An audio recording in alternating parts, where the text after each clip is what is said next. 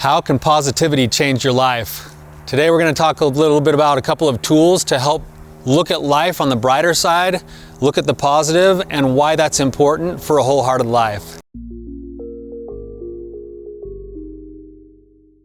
What's going on, you guys? I'm excited to talk with you a little bit about the power of positive thinking. This is something that, of course, I talk about my grandfather all the time. He taught me this. I'm still working at this. I'm still a work in progress. But I wanted to talk a little bit about what positivity does to the quality of our lives.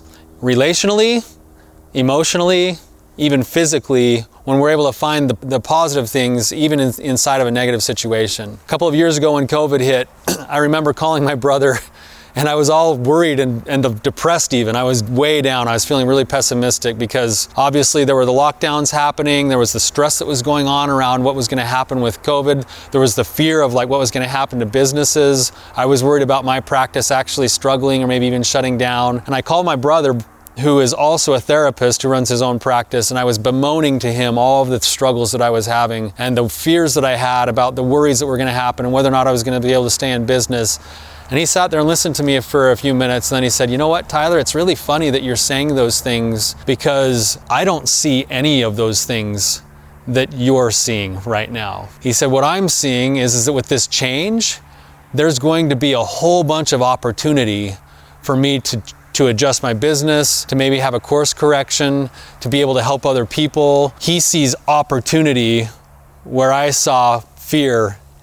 He saw this ability to go, you know what, let's find the positive in the situation and let's make some action on it. Let's take advantage of it because this is the reality of our situation. And when he told me that, I sat back afterwards and I thought, you know what, he's absolutely right. There's so many other parts of my life right now that I can continue to look at either through a lens of positivity or a lens of negativity. And what are the outcomes from either one? In my situation with my brother, he not only had opportunity to help change his business, but he also suffered less emotionally. He was excited about the prospect of the challenge that was ahead of him, whereas I was feeling depressed about the situation. He has the ability to be more creative because there's that positivity breeds creativity. It opens up the world to possibilities. Relationally, think about what it's like to be around a positive person versus a pessimistic person.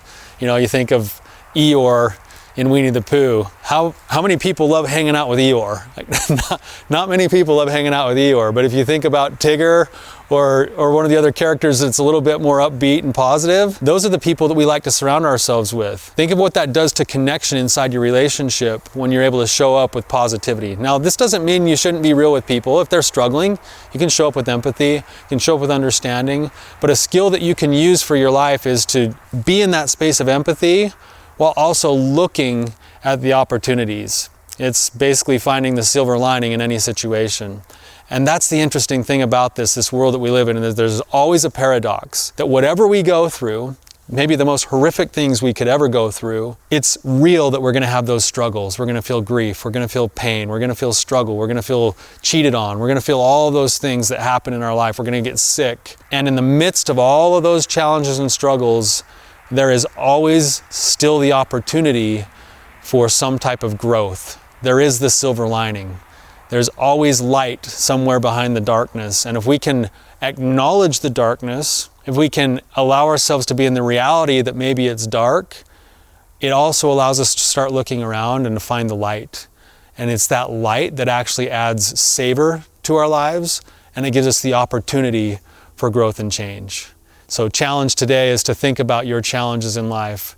See if you can look at them, obviously from the lens you've been looking at them from, and admit that it's a hard situation, but then take a look at those things and see what the possibilities are inside of those challenges. I promise you there's something there. There's opportunity for more connection with other people. There's opportunity for a deeper connection to God. There's opportunity for a better understanding of yourself. And there's probably opportunity for other forms of growth, whether that's physical or temporal or emotional. The possibilities are endless. So good luck, guys. Thank you so much for being here with me. If you found this to be valuable for you, please hit the like and subscribe button. If you're facing particular struggles that you need help with or roadblocks that you're running into, please submit a question. I'd be happy to answer it for you.